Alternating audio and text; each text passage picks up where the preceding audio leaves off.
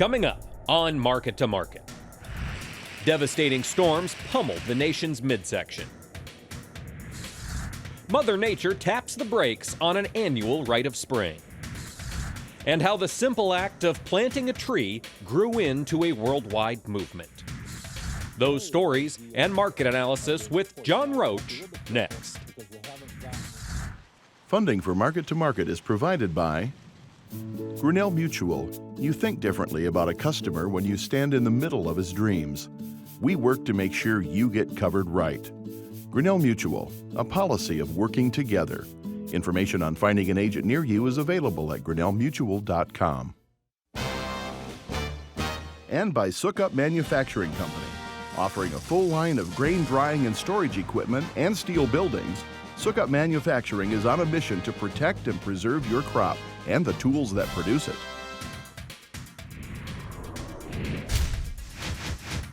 This is the Friday, April 29 edition of Market to Market, the weekly journal of rural America.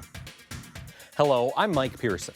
A familiar pattern was repeated this week as the economy took a half step backward. For the 7th year in a row, first quarter gross domestic product fell back after a strong fourth quarter. This year, first quarter GDP lost 0.5% after a 4.1% jump in the fourth quarter of 2015. Sales of new homes dipped 1.5% last month after gaining 2% the previous month. Orders for durable goods rose 0.8%. However, removing the volatile transportation sector revealed a fall of 0.2%. And consumer confidence dropped 2% after the Conference Board Index showed moderate March gains. The weather has been experiencing the same rising and falling trend. After a short period of promising planting conditions, storms across the country brought the annual rite of spring to a standstill. Paul Yeager reports. Hail, wind, and heavy rain blanketed the Great Plains and Corn Belts this week as storms delayed planting throughout the region. Starting to come back down. Tornadoes were reported in 6 states. This twister was briefly visible in Omaha, Nebraska. No major damage occurred, but flying debris was reported. A tornado struck this cattle shed near Creston, Iowa, Wednesday evening. None of the 800 cattle were injured, but damage to the structure is in the thousands of dollars. Residents near Dallas, Texas also dealt with high winds and rains on Tuesday. Near the south central Kansas town of Clearwater, hail and heavy rains fell. As the fast-moving storm struck St. Louis, the iconic Gateway Arch was quickly engulfed by the system. Hail fell at the suburban Spirit of St. Louis Airport. Much of this area had accompanying heavy rainfall that virtually slammed shut the fieldwork window. The planting progress report from USDA reveals fieldwork is way ahead of the 5-year average. As of Monday's issue, 30% of the nation's corn crop is in the ground. That's a 17-point jump from last week. Weather forecasts call for farmers in much of the 18 states planting 93% of the 2015 acreage to be back in the field soon. The moisture is doing little to ease dry conditions across the entire country. According to the Drought Monitor from the University of Nebraska, only 39.6% of the contiguous U.S. is in some form of drought, a slight increase over last week. Much of California remains locked in the most severe categories, even after the El Niño weather systems brought rain and snow to the region this winter. The outlook is a little better for wildfires. Last year's record season charred nearly 16,000 square miles and cost nearly $2 billion to fight. The U.S. Forest Service is calling for a less severe year in battling blazes across the nation, with California again likely in the target zone for severe fires. The longer fire seasons we have now that are 78 days longer than what they used to be, plus the number of homes that are in the wildland-urban interface, there's over 40 million homes. And whether it's a high-density subdivision or it's a home on every 5 acres, that's what really drives the majority of our costs with fire suppression. For Market to Market, I'm Paul Yeager. The Homestead Act of 1862 opened the Midwest. As settlers moved into the Great Plains, it was clear building materials like lumber were hard to come by. Solving the problem of the limited and expensive nature of this essential economic building block became a calling for some visionary foresters. Previously, one former Secretary of Agriculture had promoted trees for their aesthetic value. And a holiday often celebrated the last Friday of April sprang from his efforts. Josh Bittner explains. Farmers sow the seeds of the nation's commodity crops each spring, but ground also is broken in commemoration of National Arbor Day. The eco-friendly observance began in 1872 as the brainchild of the third U.S. Secretary of Agriculture and former Nebraska Territorial Governor, J. Sterling Morton. An estimated 1 million trees were planted in the Cornhusker State in Arbor Day's inaugural year. And the movement has since spread across the nation and the world. I think J. Sterling Morton would love seeing a place like this. First, he'd be blown away by the greenhouse. The Arbor Day Foundation carries on its mission of planting, nurturing, and celebrating trees by utilizing Morton's original 320-acre estate in Nebraska City. Every year, the foundation sends approximately 8 million physical trees to their 1 million dues-paying members across the country, with roughly 3.5 million seedlings alone coming from Arbor Day Farm. Adam Howard, the farm's director of mission engagement, says the foliage philosophy of Arbor Day's founder was an offshoot of a historic paradigm. At a time when trees were being used for fuel, for fencing, he really turned that on its head, and he created that ideal that trees are great for shade, trees are great for aesthetics, trees are great for beauty, and I think we take that on as a foundation and really pass that torch well. Morton's 52-room mansion, architecturally inspired by the White House, is a centerpiece of the Arbor Lodge State Historical Park and Arboretum. Staff often wear period clothing for tours and special events. Lodge coordinator Laura Steinman says the local topography was an eye-opener for the Morton family, who relocated from Illinois. When they settled in Nebraska, they were amazed at how few trees there were, just along the creeks and riverbeds, or some that people had maybe transplanted. It was mostly a prairie. So they set about themselves planting trees along their land. Through trial and error, arborists observe what could grow and survive in this area of the Great Plains. In turn, their pioneering efforts inspired Dr. Charles Edwin Bessie, a botanist with the University of Nebraska, to join forces with the burgeoning U.S. Forest Service. Together, they successfully petitioned President Teddy Roosevelt early in the 20th century to set aside 500,000 Nebraska acres as tree planting forest reserves. Bessie envisioned a forest in the state's Sandhills region, serving as a fuel and construction source for railroads and homesteaders. It's one giant experiment is what it ends up being. Originally known as the Dismal River Forest Reserve, the Bessie Ranger District of the Nebraska National Forest covers over 90,000 acres and, according to USDA, is the largest hand-planted forest in the Western Hemisphere. But nursery manager Richard Gilbert says even with a population bump following 1904's Kincaid Act, which offered the state's western public lands free to settlers, some early hopes failed to blossom. The goal was to have this as the wood products and harvest it, and that really never worked out. What did work out is the nursery, and they started supplying seedlings to all of the Kincaiders that were coming across. The trees were free, and then in the 20s, they started the Clark-McNary Act. And once they did that, we started selling seedlings to the state. That's where the nursery has continued in that direction with those habitat plantings, the windbreaks, and then on top of that, also supplying seedlings to the U.S. Forest Service. On that part of it, it was a huge success. Over 50 different species of trees and shrubs are grown on site. Bessie Nursery currently churns out 2.5 million bare root conifer and hardwood seedlings per year for state conservation and natural resource districts, though they're capable of producing nearly twice that amount. The state-level programs have cost-sharing plans funded by the Farm Bill, which help landowners plant trees. to prevent soil erosion or create windbreaks for buildings and livestock herds. Here at Bessie, we've got the 76 acres, 46 of it is irrigated, and we've got the Ogallala Aquifer right here, and that was one of the reasons they put the nursery here, was because of the plentiful water and the sandy soil.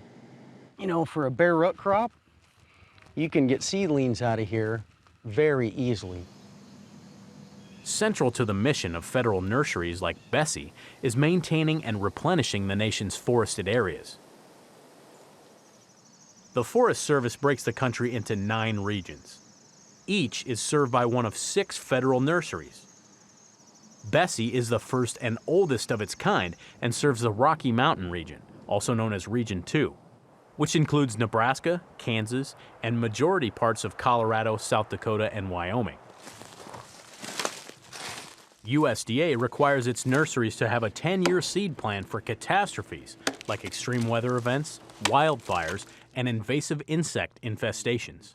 The adults came in, started a gallery where they laid eggs, and here's 2 adult beetles. Cones and seeds are collected in all the areas served by the Forest Service and sent to nursery seed banks. Bessie holds over 14,000 pounds of conifer seeds for Region 2. And nursery management there says between 700,000 and 1 million container seedlings are raised in greenhouses to restock compromised regional timber each year. So we've got a really nice fibrous root system here. What we do is we just use Mother Nature to help us put them to sleep. And then we can extract them, put them in the boxes, and we run them into a freezer, and they just think it's winter. And then we can load them on the truck frozen, ship them out to the Ranger District. They thaw them out, plant them, and they think it's spring. That's it. Over the course of the past 140 years, the benefits of planting trees has grown beyond Morton's original vision. Today, environmental advocates point to the benefits of trees in the battle against greenhouse gas emissions. Critics have questioned the exact figures, but proponents estimate Bessie nursery seedlings and nearby Ranger District timber can absorb, on average, between 3,000 and 4,000 tons of carbon dioxide annually. And in Nebraska, the state from which J. Sterling Morton and Charles Bessie's respective visions branched out, arborists believe the clear path to a sustainable planet takes root, 1 tree at a time. For Market to Market, I'm Josh Bittner. Next, the Market to Market report. The grain markets built on last week's gains as stronger exports, wet weather in the southern hemisphere, and funds on a short covering spree spurred prices higher. For the week, the July wheat contract gained 14 cents, while the nearby corn contract rose 16 cents. Soybeans rallied until they found resistance as rain came to Argentina. The added moisture helped push the July contract 33 cents higher for the week. July meal joined in, adding $20.20 per ton. In the softs, the May cotton contract climbed 8 cents per hundredweight. Over in the dairy parlor, June Class 3 milk futures dropped 22 cents. The livestock sector finished mixed as the June cattle contract gained 28 cents. August feeders faded $1.72, and the June lean hog contract put on $2.87. In the currency markets, the U.S. dollar index plummeted a whopping 202 points. The June crude oil contract flowed $2.19 per barrel higher, up nearly 25% since April 1st. June COMEX gold jumped 60.50 per ounce, and the Goldman Sachs Commodity Index bumped up 12.5 points, finishing the week at 360.40. Here now to lend us his insight on these and other trends is he is our senior market analyst. It's John Roach. John, welcome back. Thanks, Mike. It's great to be here. We are glad to have you. You know, for this past year, John, we've had you on, and you have said we're going to see demand come back into these markets at some point in 2016. You're on record several times saying that. We've seen a little bit of a rally here. Let's talk about this wheat market. We're up 14 cents on the week. Can we continue to climb? Well, of all the markets that the demand's come back to, wheat's the market's come back to the least so far. What you've had happen is you've had the reason for the rally in the market is we've turned commodities around. And you could just look at the oil market, and when the oil market was plunging into the low 30s and people were talking 20 and so forth, you had all your commodity indexes pointed south. And now we've turned those indexes around. They're pointed north, as you said a minute ago. The CRB index, or the Goldman Sachs, I think you quoted, was higher this week. And oil leading the way, and now commodities, the other commodities, crop commodities and so forth, catching up. And wheat's been one of the laggards. It's been very slow. It's been the favorite sale of the speculative traders. They built massive short positions at the bottom of this market. And so as all the prices have been going higher, wheat's had to come along as well. There was a worry period when it was very dry, but they've received pretty good rains throughout the plains. And so we're less worried about the crop. The crop rating is not that bad on wheat, but we're definitely in a different kind of market environment than what we've been in for most of 2016. Now, given that those massively short positions were put on in this wheat market, if we can put a little more on this and get a true short covering bounce, how many legs could it have? Well, that's what we're in right now. We're in a short covering bounce. We don't really have fundamentals on wheat that are showing lots of improvement. I mean, our supply demand tables, we're going to see a report from the government on the 10th. We think they're probably still going to be quite large as they project for next year. Our acreage is down, but the demand is not that great, and the supplies around the world are plentiful. So we really don't have a fundamental good story to talk about on wheat, but we do have a technical story that's positive in an environment that has turned more positive. And so wheat should benefit, and we should get some more opportunities at a rally. We've already had, a week or so ago, we had a sell signal in wheat. Did a good job of catching some wheat sales up on the high. We'll wait for the next sell signal, and we'll market some more wheat. Okay, well, let's look at this corn market. Same story, 16 cents higher this week. Are we seeing true demand here, or is this just a technical rally as well? We're getting more than just a technical rally. That's what started the market moving higher, or maybe not initially, but once the market started moving a little higher, the technical buying came in, and it ran up sharply, peaking a week ago with a massive fund buying and farmer selling. We just received the Commitment of Traders report today, and the funds have now switched from being short corn to being long. They're long about 80,000 contracts. That was a massive buy week. On the week ended on Tuesday, and they've continued to buy the balance of this week. So we think the funds have built a fairly large position, not large in the big scheme of things, but over a short period of time they've built a fairly large long position. So we think they'll continue to be on the buy side. We're also into a weather worry in South America. The Mato Grosso second crop corn, the safrinha crop, I think they pronounce it, has been faced with dry weather conditions and warm weather conditions. There's some rain in the forecast out a week from now, but it's still quite dry until then, and people are pulling the yields down. We've seen estimates taking the crop down as much as 8 million tons. And so we have a supply changing in South America. In addition to that, we've had demand suddenly come alive. This week we saw the biggest export sales week on corn we've had in 4 years. So buyers who've been reluctant to buy because they saw no reason to suddenly had to come to the trough and pay up money in order to get some, and they're still short bought.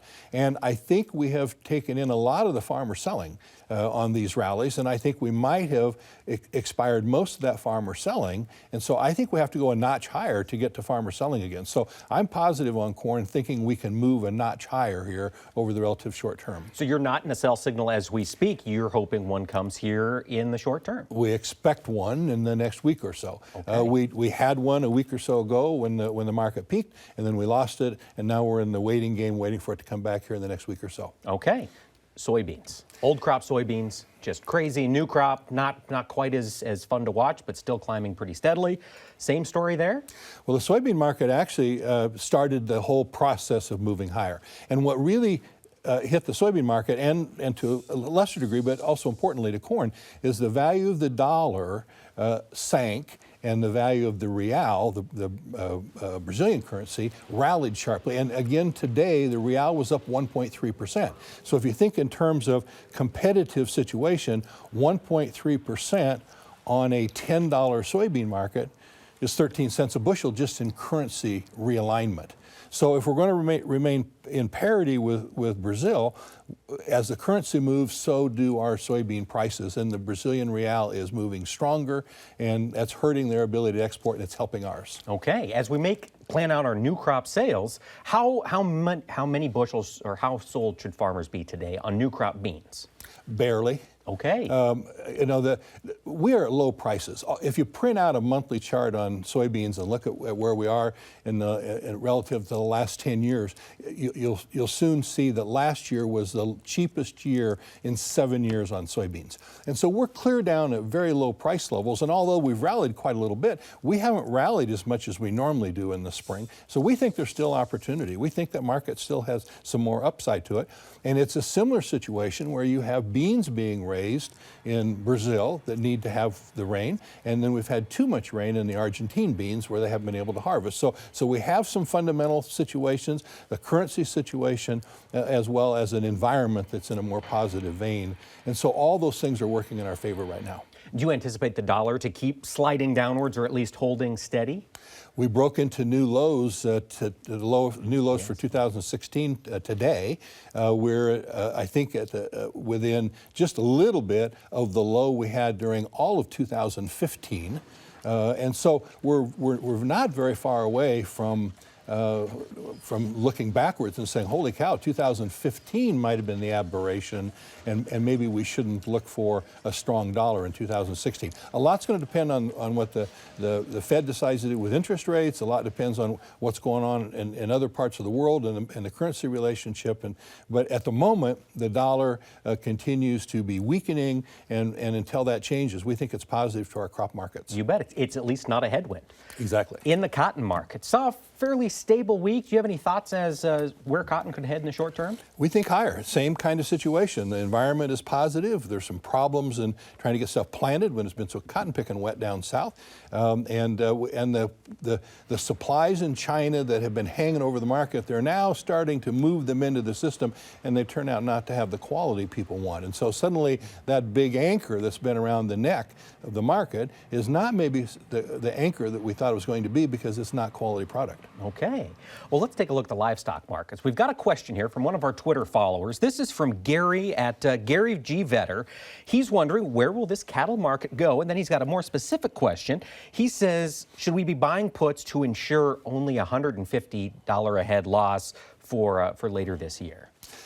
Gary, I think the timing to do that is, as they used to say, the cow's out of the barn. Okay. The market has already had the break. We think it's had most of the break we're going to see.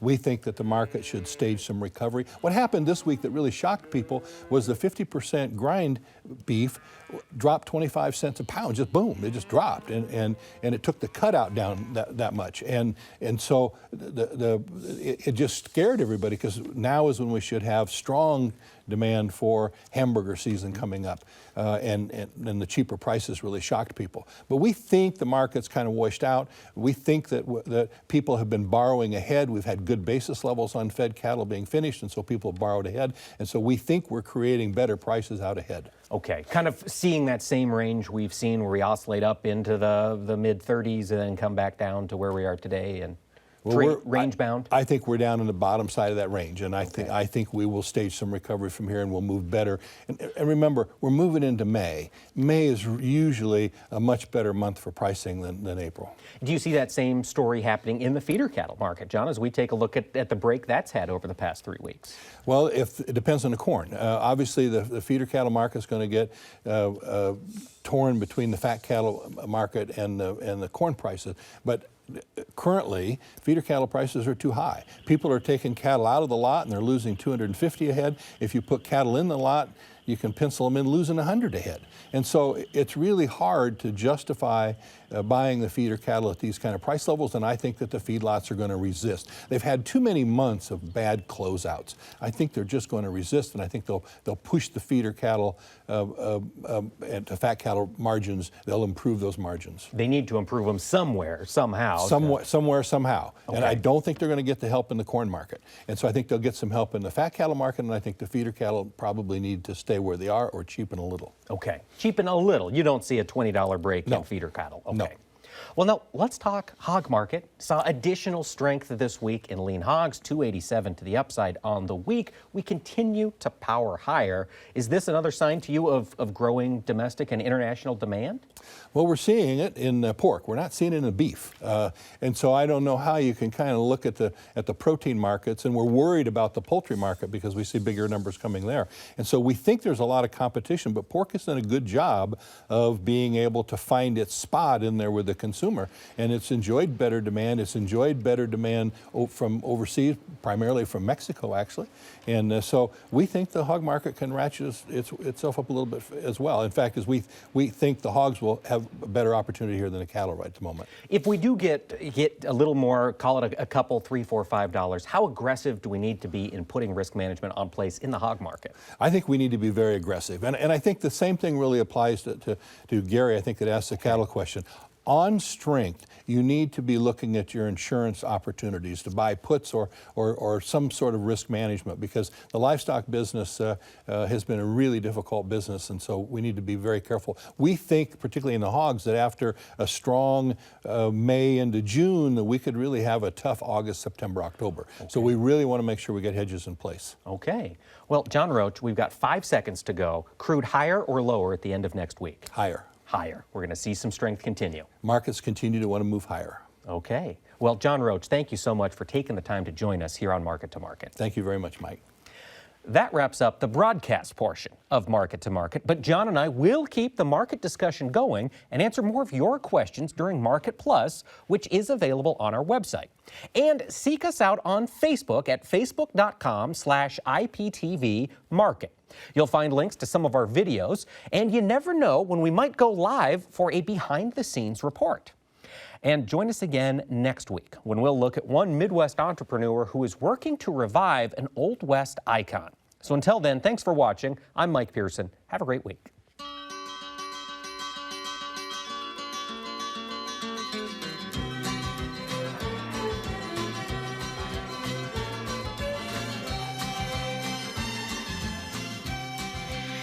Market to Market is a production of Iowa Public Television, which is solely responsible for its content.